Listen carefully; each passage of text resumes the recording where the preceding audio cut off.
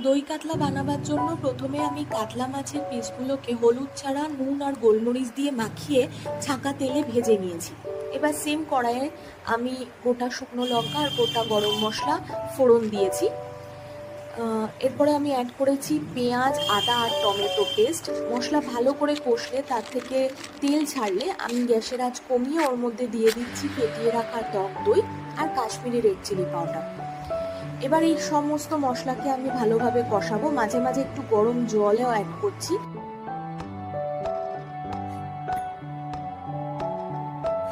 এরপরে দিয়ে দিচ্ছি স্বাদ মতো নুন। ঝোল যখন ফুটতে থাকবে তখন আমি এর মধ্যে মাছের পিসগুলো দিয়ে দেবো।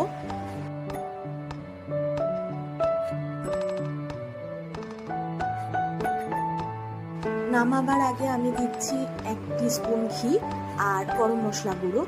আমার দই কাতলা রান্না তৈরি।